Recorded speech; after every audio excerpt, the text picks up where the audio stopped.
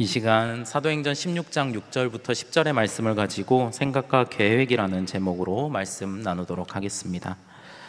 사람들은 어떤 사람을 이해할 때 유형을 파악해서 그 사람을 이제 빠르고 쉽게 이해하려고 하는 노력들을 하고는 합니다. 대표적으로 한의원을 간다라고 생각을 해보면은 이 사람의 체질이나 혹은 이제 사상의학이라는 것을 기초로 이 사람을 유형화하려는 모습을 보여주기도 하고요. 혹은 성격을 파악하기 위해서 근거는 없겠지만 생일이나 이런 별자리 같은 거를 통하여서 사람들을 파악하려고도 합니다. 또 한국인 하면은 모름지기 혈액형 아니겠습니까? 혈액형으로 사람을 판단하고 그 사람을 바라보려는 모습들을 우리는 보여주고는 합니다. 이처럼 이제 다양한 요소들을 통해서 사람들을 유형화해가지고 그 사람을 이해하려는 모습들을 사람들은 종종 보여줍니다. 방금도 이야기했지만 과거에는 우리나라에서 사람의 성격을 파악할 때 가장 많이 사용했던 것이 바로 혈액형입니다. 조금 과한 정보가 될 수 있겠지만 제 혈액형은 AB형입니다. 네, 3G라고 하는데 여기서 말하기는 조금 그런 말이라 말하지는 않겠지만 좀 특이한 성격으로 AB형을 다들 이해를 하고 계실 거라고 생각을 하는데요. 이제 혈액형으로 이야기를 하는데 웃으셨다 그러면 이제 조금 나이가 있으신 분들입니다. 요즘 젊은 친구들은 혈액형으로 사람을 판단하지 않고요, MBTI라는 것을 통해 가지고 사람을 판단하고는 합니다. 마이어브릭스 성격 유형 검사라고 이름을 이제 부르고 있는 이제 이 성격 유형은요, 사람을 4가지 측면에서 구분을 해서 또 그 안에서도 이것을 2가지 분류를 통해서 총 16가지의 유형으로 사람을 구분해 이해하려고 합니다. 그냥 말씀드리면은 이제 이해를 잘 못하시는 분들이 있을 것 같아가지고 제 거를 한번 가지고 와봤습니다. 제가 돈 내고 한번 검사를 받아봤었던 결과지인데요. 저는 INTJ라는 유형을 지닌 사람으로 결과가 나왔습니다. 지금 공감을 못하시는 많은 분들이 뒤에 계시고요, 앞에 있는 젊은 분들은 이걸 보면서 저 사람 뭐야 하는 표정으로 저를 보고 있습니다. 여기서 볼 수 있듯이 저는 굉장히 극단적인 모습을 보여주고 있는 것을 볼 수가 있는데요. 그래프를 보면서 조금 설명을 드려야지 이야기하기가 편할 것 같습니다. 가장 위쪽에 있는 첫 번째 단계에서는요, 그 사람의 성향의 방향성을 먼저 보여줍니다. E와 I라는 두 성향으로서 이야기를 해주고 있는데요, 이 성향의 사람은 그 사람의 에너지의 방향이 바깥으로 흘러나갈 때에 만족감과 성취감을 느끼는 사람이라고 합니다. 흔히들 우리가 외향적인 사람을 이야기할 때 보통 E라고 표현을 합니다. 반대로 I 성향의 사람 같은 경우는 삶의 에너지의 방향이 자신의 내부로 들어올 때 만족감과 성취감을 주로 느낀다라고 합니다. 그리고 그 밑에 칸에는 이제 S와 N이라는 표기법으로 되어 있는데요, 감각형과 직관형이라고 불리는 구분법으로 나누고 있습니다. 현실적인 경험을 중시하는 S형의 사람이 있는가 하면은 미래지향적이고 이상을 중시하는 N형의 사람이 있다라고 구분을 하고 있는 것을 볼 수가 있습니다. 그리고 세 번째로 F와 T 성향의 구분법이 나타나는데요, 이렇게 설명을 드리면 쉬울 것 같아요. 어떤 사람이 아프다 했을 때 많이 아파? 하면서 공감을 해준다, 그러면은 F형의 사람입니다. 반면에 이런 사람들도 있죠. 많이 아파 했을 때 어디가 아파? 병원 갔다 왔어? 이렇게 질문을 하는 사람들도 있습니다. 이런 사람은 이제 T 유형에 있는 사람이라고 이야기를 하는데요, 쉽게 생각해서 F 성향의 사람들은 사람과의 관계성에 중심을 두고 공감 능력에 특화되어 있는 모습을 많이 보여준다라고 합니다. 반대로 T 성향에 있는 사람들 같은 경우는요, 진실과 사실을 탐구하는 데 중점을 두는 성향이 있다라고 합니다. 마지막으로 P와 J의 성향을 볼 수가 있는데요, 자율성과 융통성 등 상황에 맞게 합리적으로 행동하려는 사람을 P 유형의 사람이라고 하고요, 반대로 분명한 목적과 방향 그리고 계획을 통해서 상황을 통제하려는 모습을 보이는 사람들을 J 성향의 사람이라고 이야기를 합니다. 그렇다면은 저는 어떤 사람일까요? INTJ라고 방금 앞서서 설명을 해드렸는데요, 간단하게 이야기를 하자면은 저는 내향적인 사람이고요, 미래지향적인 사람이고, 이상적이고 사고하는 것을 좋아하고 계획하는 것을 좋아하는 사람입니다. 이것도 어렵다. 이제 한마디로 표현을 하자면은 목표를 위해서 어떤 계획을 치밀하게 세우는 것을 좋아합니다. 남들이 생각하는 것 이상으로 깊이 생각을 해가지고 어떤 계획을 세우고 그것을 나 스스로가 달성을 할 때에 만족감을 느끼는 그런 사람이라고 표현할 수 있을 것 같습니다. 이 16가지의 유형으로 사람을 판단한다는 게 솔직히 조금 과한 이야기일 수도 있겠습니다. 하지만 그래도 이런 것들을 통해 가지고 사람들을 조금 더 이해할 수 있다라면은 우리가 삶 가운데 도움을 많이 받을 수 있을 것 같습니다. 이런 것들이요, 세상 속에서 많이 사용되고 있습니다. 생각보다 요즘에 이제 청년들이 이력서를 낼 때 회사에서 이런 MBTI의 성향을 적어서 보내달라는 그런 이력서에 기재하는 란이 있는 것도 볼 수가 있고요. 또 한편으로는 재밌게 성경 속의 인물들을 이런 MBTI의 성향으로 구분해서 보여주는 심리 테스트들 또한 인기가 있는 것을 볼 수가 있습니다. 대체적으로 이런 성향이지 않을까 하고 성경 속의 인물들을 이렇게 구분해 놓고 있는 것을 볼 수가 있는데요. 그렇다면 이제 저희가 나눌 말씀의 주인공인 바울의 성격은 어떤 유형일까요? 지금 보시는 그림에서 위에서 두 번째, 딱 이제 네 번째 칸에 있는 초록색 칸에 있는 사람이 바로 바울의 그림인데요. 바울은 ENTJ의 전형적인 사람이다라고 하는 것을 우리가 볼 수 있습니다. ENTJ의 성향은요, 외향적이고 미래지향적이고 이상적이고 사고중심적이고 계획적인 성향을 가지고 있는 사람입니다. 그렇기 때문에 자신이 추구하는 이상과 목표를 위해서 치밀하게 계획을 세우고 대외적으로 그 이상을 전파하기 위해서 노력을 하는 유형의 사람이 바로 바울인 것입니다. 바울의 사역의 모습을 보면 이런 모습들이 참 많이 등장을 합니다. 치열하게 예수 그리스도의 가르침을 공부했었고요, 그것들을 정리해가지고 성도들에게 가르치기도 했었습니다. 한편 이를 통해서 지금 이 땅에 살아가는 그리스도인들이 어떤 생각과 방향을 가지고 살아야 하는지 에너지 넘치게 계속해서 열방을 향해 돌아다니면서 복음을 전파했었던 사람이 바로 바울이었습니다. 말씀을 통해 살펴볼 수 있듯이 바울은 굉장히 계획적인 사람이었습니다. 복음 전파의 사명을 감당하기 위해서요, 그는 시간과 열정을 조금도 허투루 쓰지 않고 계획 가운데 실천하면서 살려고 노력했었던 사람이었습니다. 그런데 이런 바울의 모습과는 조금 다르게 오늘 우리가 함께 나누는 사도행전 16장의 본문의 앞과 뒤에서는요, 바울의 이런 계획들이 틀어지고 있는 상황들을 보게 됩니다. 바울은 다메섹 도상에서 회심 이후에 안디옥 교회로부터 파송을 받아서 첫 번째 선교 여행을 떠나게 됩니다. 그 가운데 그는 동역자였던 바나바의 고향인 구브로와 자신의 고향 다소 근처에 있었던 지역들인 부르기아와 갈라디아 지역을 순회하며 복음 전파의 사역을 시작하였습니다. 지금 보시면은 그림 가운데 있는 초록색 지역 옆에 있는 갈색 지역 중심으로 바울이 활동했던 것을 볼 수가 있습니다.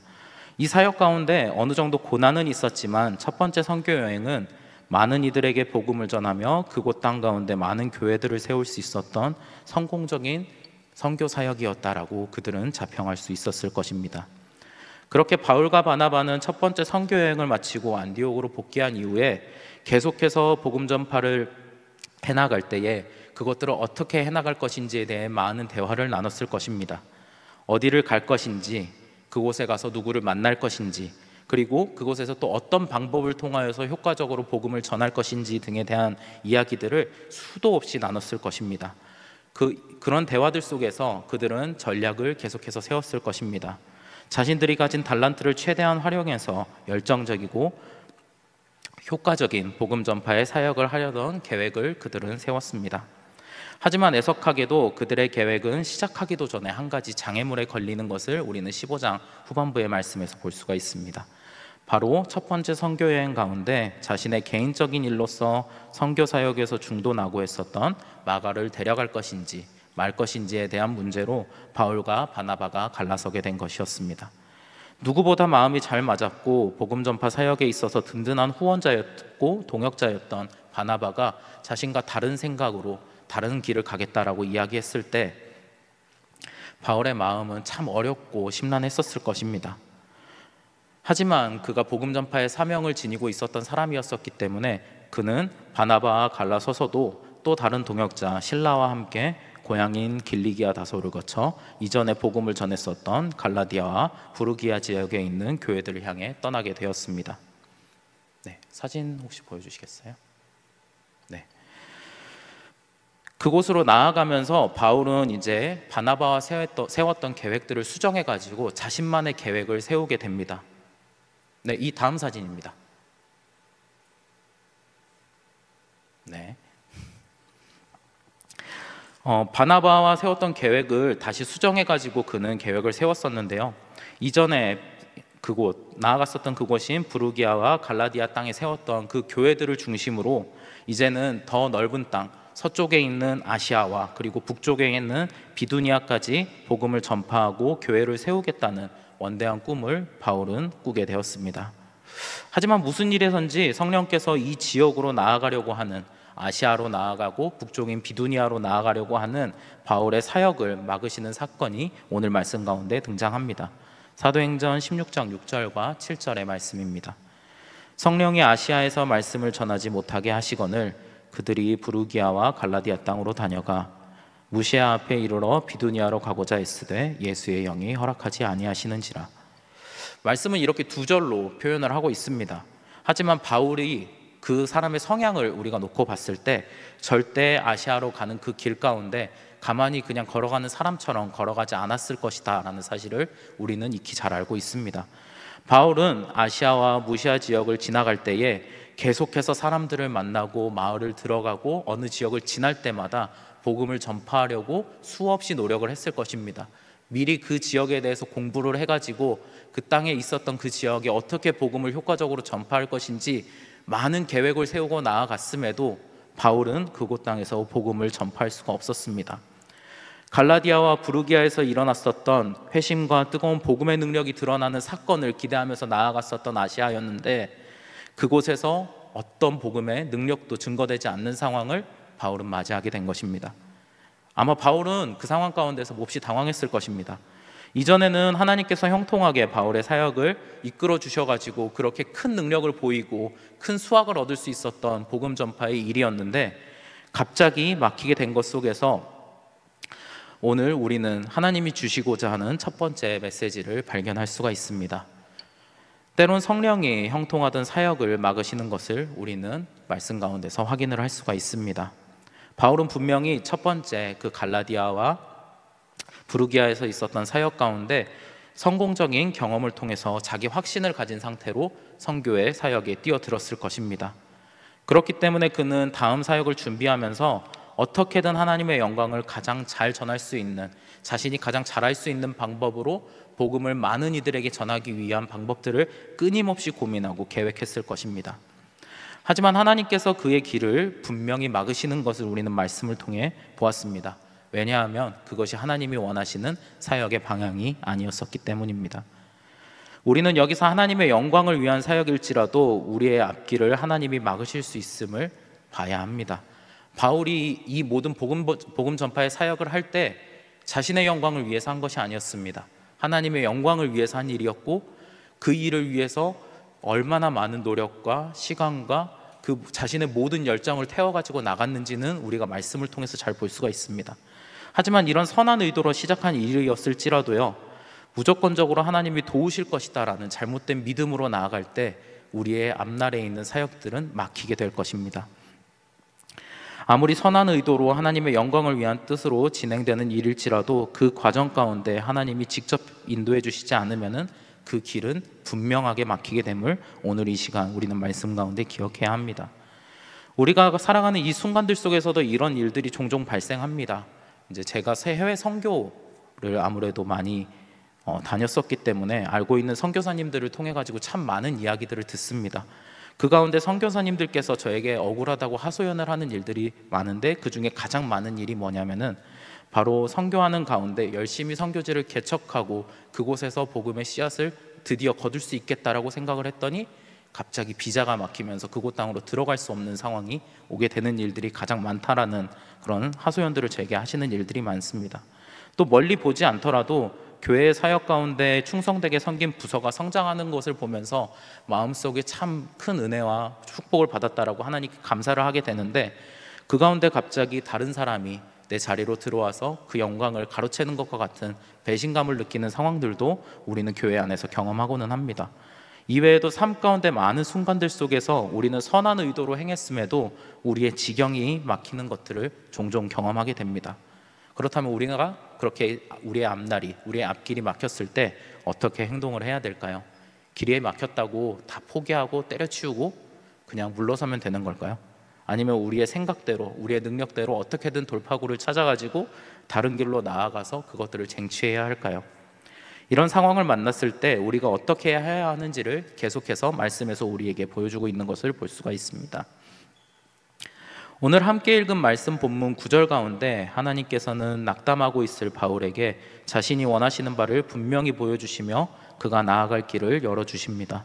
9절의 말씀 함께 읽어보도록 하겠습니다.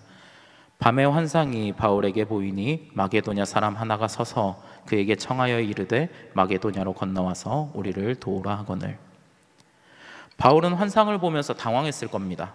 이전까지는 계속해서 이야기 드렸듯이 자신의 고향이었던 길리기아 다소를 중심으로 자신이 익히 잘 알고 있는 그 부르기아와 갈라디아, 나아가서는 아시아까지 자신이 익숙하고 자신이 효과적으로 복음을 전파할 수 있는 지역들을 중심으로 복음을 전파하려고 계획을 했었기 때문에 그에게 마게도냐 땅을 보여주시는 이 환상은 당황스러울 수밖에 없었습니다. 물론 바울은 로마 시민권을 가지고 있는 사람이었었기 때문에 유럽으로 가는 것에 있어서 어려움은 없었습니다. 아무도 자신이 그곳으로 나아가는 것을 막지 않을 것이며 복음을 전파하는 데 있어서 그에게는 언어적인 능력도 있었고 지식적인 능력도 있었고 불편한 것이 하나도 없는 상황이었기는 합니다. 하지만 가보지도 못하고 경험해보지도 못한 미지의 지역에서 복음을 전한다는 것은 또 다른 문제였었기 때문에 바울은 이 환상을 본 이후에 깊이 고민하며 치열하게 하나님을 붙들면서 그분의 뜻을 구했을 것입니다. 하지만 이런 어려운 가운데 바울은 하나님의 뜻에 순종하며 나아가는 것을 결심합니다. 그럴 때 비로소 막혀 있었던 복음 전파의 길이 열리는 것을 우리는 10절의 말씀 가운데 볼 수 있습니다.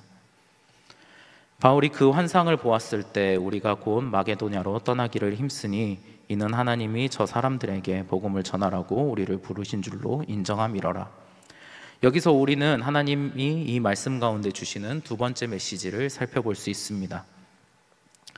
하나님은 자신이 원하시는 바를 막힌 상황 가운데 분명히 보여주시면서 우리가 순종으로 나아가기를 원하신다라는 것을 우리는 이 말씀 가운데 기억을 해야 됩니다. 환상 가운데 바울에게 하나님은 바울의 생각과 능력으로 행하는 복음 전파의 사역이 아니라 하나님이 인도하시고 하나님이 계획하신 그분의 선교, 하나님의 선교가 있음을 바울에게 보이셨습니다.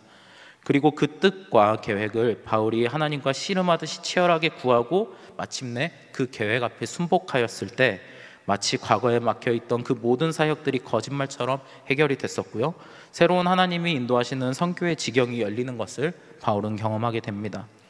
우리의 삶과 사역 또한 오늘 말씀 속 바울이 행했던 과정들과 같이 이끌림 받기를 간절히 바랍니다. 혹시 여러분들의 삶과 사역 앞에 해결되지 않는 문제들이나 막혀있는 벽과 같은 것들이 여러분 앞을 막고 계신다라고 느끼는 분들이 계실까요? 그런 분들이 계시다면 오늘 말씀 속 바울이 하나님께 간절히 구하였을 때 하나님이 보여주신 환상을 보았던 것처럼 내 생각과 뜻이 아니라 하나님의 뜻과 계획을 물으시면서 문제 해결의 실마리를 찾을 수 있는 그 시작의 시간이 오늘이 되기를 바랍니다. 나아가 하나님이 보여주시는 그 해결의 방법 가운데 비록 나에게 익숙하지 않고 어려워 보이는 길일지라도 선하신 하나님이 나를 분명히 형통하게 이끄시고 산성과 같이 보호하시며 그분의 뜻을 나를 통해 이루실 것이다 라는 믿음과 확신으로 순복하면서 나아가시기를 간절히 바랍니다. 우리의 삶이 주님께 매여 있기 때문에 우리가 가장 먼저 생각하고 실천해야 될 것은요, 내가 내 삶의 중심이 아니라 하나님이 내 중심 가운데서 나의 모든 것들을 주관하시고 이끄시는 대로 살아가는 삶인 것을 우리가 깨달아야 합니다. 바울의 선교 여정 가운데 다시금 이 점을 깨닫게 하신 하나님의 메시지를 우리가 마음에 새기면서 살아갈 수 있었으면 좋겠습니다. 그렇다면 이렇게 하나님의 뜻과 계획에 순종하는 것이 중요하고 우리의 삶 가운데 생각했던 그 일들은 중요하지 않은 것일까요?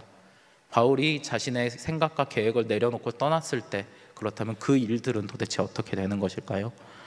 바울의 사역을 조금 더 살펴보면은 그 과정 속에서 바울의 생각 또한 저버리지 않으시는 하나님의 신실하신 은혜를 우리는 마지막으로 발견할 수가 있습니다.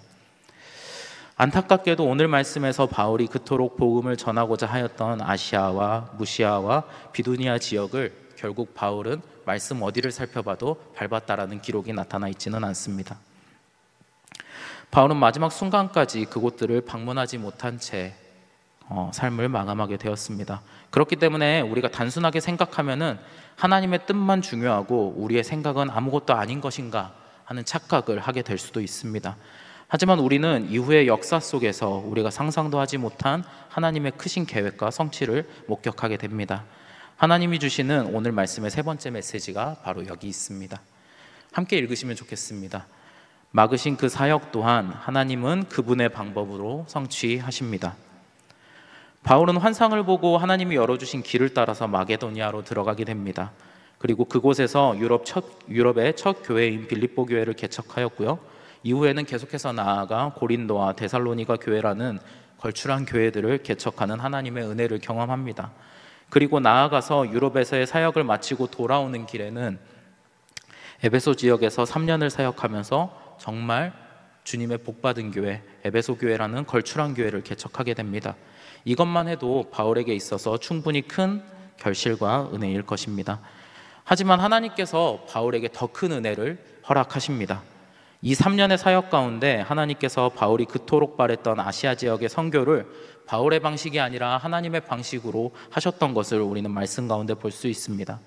비록 바울은 에베소라는 도시에 묶여 있었지만 에베소 주변의 아시아의 도시들 가운데서 많은 이들이 그 사역하고 있는 바울을 찾아와서 복음을 듣고 회심을 하는 역사가 이곳 땅에 펼쳐지게 되었고요. 아시아에 복음이 전파되는 놀라운 경험을 바울은 하게 됩니다. 우리가 익히 알고 있는 교회들인 골로새 교회, 서머나 교회, 버가모 교회, 두아디라 교회, 사대 교회, 빌라델비아 교회, 라오디게아 교회 등 아시아의 전 지역에서 에베소로 나온 이들이 바울을 통해서 복음을 들었고, 이제 복음을 들은 그들이 자신이 살고 있었던 그 지역으로 나아가 아시아 복음 전파의 역사가 하나님의 방법을 통해서 이루어지게 되는 것을 우리는 보게 됩니다. 우리는 종종 하나님의 뜻을 따르다 보면은 손해를 보는 게 아닐까라는 걱정을 하면서 살아갑니다. 그런 착각들을 많이 하게 됩니다. 예수님의 가르침을 따라서 약자들을 돕고 살면은 내가 가난해지고 손해보는 게 아닌가라는 걱정을 하게 되고요. 굳이 내 시간과 열정을 가지고 하나님의 사역을 행하는 것이 나에게 어떤 유익이 있을까 걱정하고는 합니다. 그리고 내가 원하는 일을 하기도 바쁜데, 특히 이 시대 가운데 청년들은 정말 바쁘고 힘든 인생을 살아가고 있는데 내가 할 일이 너무나 많고 해야 될 것이 너무 많은 상황 속에서 교회 좀 소홀해도 괜찮지 않을까라는 생각 또한 하게 됩니다.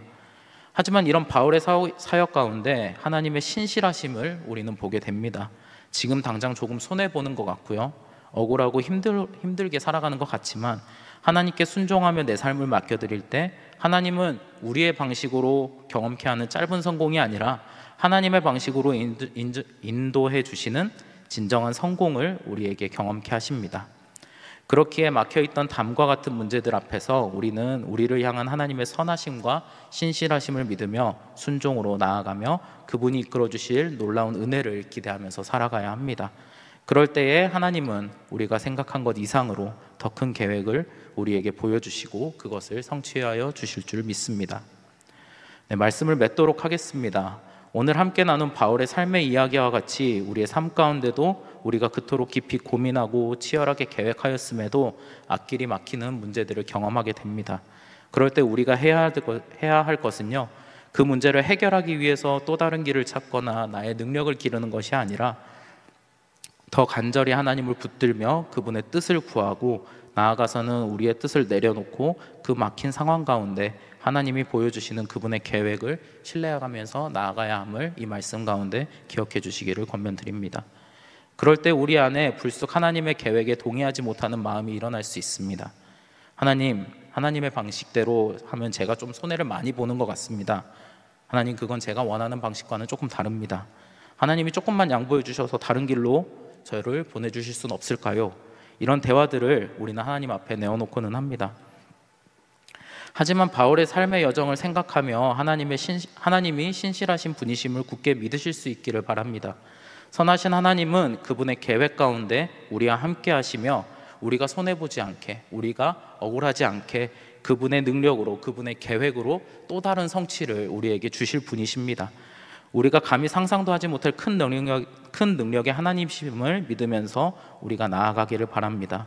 조금 손해보는 것 같고 내가 원하지 않는 그 일에 순종하며 나아갈 때 하나님은 다른 손을 펼치셔서 우리가 보지 못하는 곳에서 그분의 역사를 이어가시며 우리를 도우시는 분이심을 깊게 믿으며 나아가시는 우리 성도님들 되시기를 바라겠습니다. 하나님의 역사는 결코 일방적이지 않습니다. 막으시는 길 가운데 우리에게 바라시는 하나님의 뜻이 분명히 있고요. 그리고 우리가 순종하며 나아갈 때 그분은 우리에게 그분의 방식대로 우리를 세우실 분이시다라는 사실을 믿으면서 나아가는 오늘 우리의 말씀 시간이 될 수 있었으면 좋겠습니다.